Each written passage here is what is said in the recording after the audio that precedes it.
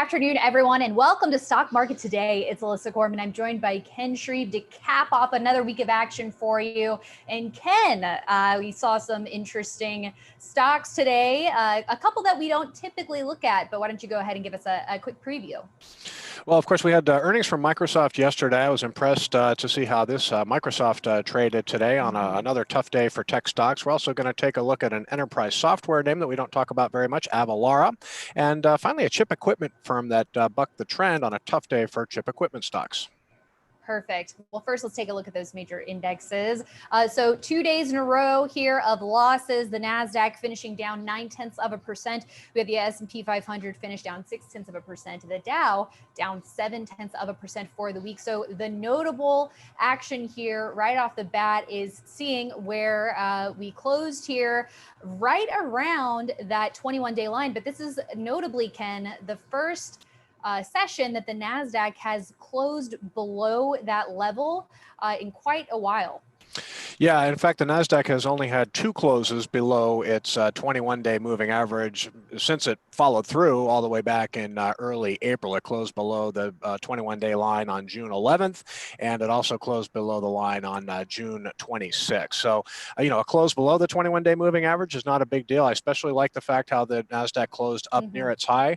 The Nasdaq was down, I think, 2.3% intraday, but just talking with, Ed Carson and David Chung here in the newsroom, there were a lot of growth stocks that showed pretty good action today. So people, the bears, hoping for a market pullback here, they really didn't get much to work with. But the bulls, who are still confident about this uptrend, have to be overall, mostly pleased with the Nasdaq's performance today.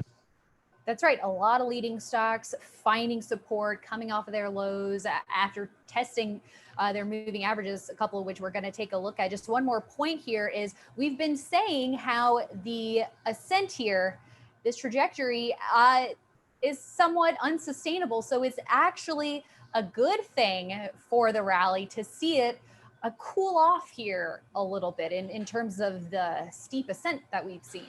Yeah, I mean, on IBD Live, we've been talking a lot about just some sideways action from here. Hopefully the Nasdaq can hold above the 10,000 level and just take a little bit of a breather here. That would be ideal. So, after 2 days of selling, maybe we've started this breather. But on the other hand, we've had such a strong rally since the follow-through day on April 6th. I mean, even a test of the 50-day moving average wouldn't be such a bad thing, and that would just be, the pause that refreshes. And I don't know if the Nasdaq's going to come down to the 50-day moving average, but it does. You'd have to think it'd be a pretty good support level. Right. Well, we'll have to see what Monday brings and next week in general, as it is a huge week for quarterly earnings reports. But speaking of earnings, let's check in on Microsoft, which you mentioned, almost coming down all the way to its 50-day line here today, but closing well off of its lows, retaking that 200 level by the end of the day here, Ken. So finding support at that 10-week, which is what we like to see. This is the first pullback to this level for Microsoft, a long-term leader, since its breakout early on in the rally. Yeah, I mean, yesterday's earnings report, I mean, there were sellers in the stock, and remember, Microsoft has a market cap of $1.5 trillion, and they have delivered 13, 14 straight quarters of double-digit revenue growth. So their cloud revenue in the second quarter might have slowed a little bit from the first quarter, but it was still very strong growth. And I just like the way the stock responded today to weakness yesterday. It looks very similar to the Nasdaq. You can see the buyers definitely came into the stock when it came close to its 50-day moving average. It closed up near its highs. So, good action for Microsoft today, basically mirrored the Nasdaq's performance. All right, and now turning our attention to AVLR, which also found support at its 50-day line, actually came all the way down to that level, was able to reverse slightly higher on the day. So what are your thoughts about, this is in a strong industry group, that enterprise software group, but we do have earnings at the beginning of August. So it's not next week, but somewhat around the corner still in terms of investors thinking about building enough position heading into the report. Right. So we're going to have a very busy week of earnings next week, and then AVLR will be the week after. So, yeah, this is not a name that gets a lot of discussion in the enterprise software group, but it operates in a very lucrative niche market. It basically provides cloud software for transaction tax compliance. So it's all about taxes here, and the company has a lot of clients. They're not profitable yet, but they're right on the verge of profitability. But again, you can see the really strong sales growth in recent quarters at the bottom of the chart here. So the revenue growth story here is compelling, but this is just a good, for viewers, just a good visual example of what a good solid bounce off the 50-day moving average looks like. And on top of that, it was a low volume pullback to the 50-day line. So technically this stock looks very, very strong and very encouraging price action today for people long the stock.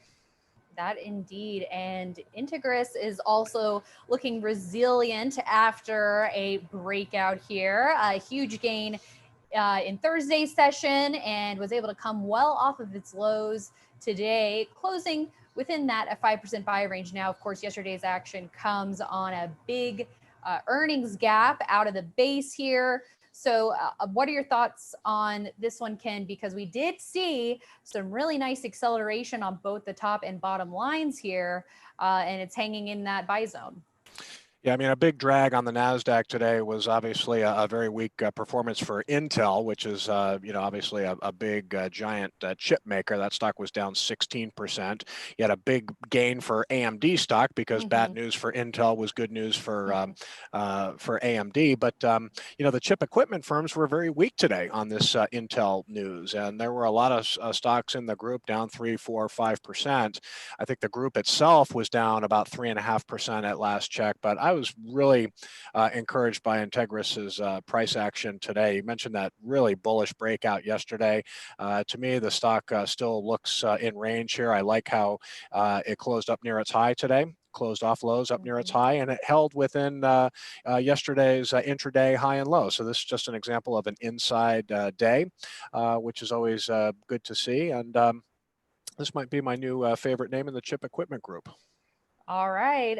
Well, some weekend research then for our audience out there, if they're not yet familiar with this name. All right. That is it for today's show, everyone. Thanks for joining us. And just a reminder, there's still a little bit more time left in our leaderboard free access week. So make sure you definitely go check that out at leaderboard.investors.com. We made a little bit of moves in recent days on some of the names in there. So you can really get an inside look at our strategy for leading stocks, given the current market conditions that we've been seeing, Ken. Yeah, we were very encouraged actually by the performance of most stocks on our leaders list today. Of course, some were under selling pressure, but we've got, I don't know, 19 or 20 stocks in the model portfolio at this point. But it's been a great year for leaderboard, great 3-year record, and we're just looking for leading stocks and leading industries with top-notch fundamentals that are showing relative strength in the market. So we like the strong price performers with outstanding fundamentals, and we got a lot of stocks in leaderboard that look just like that.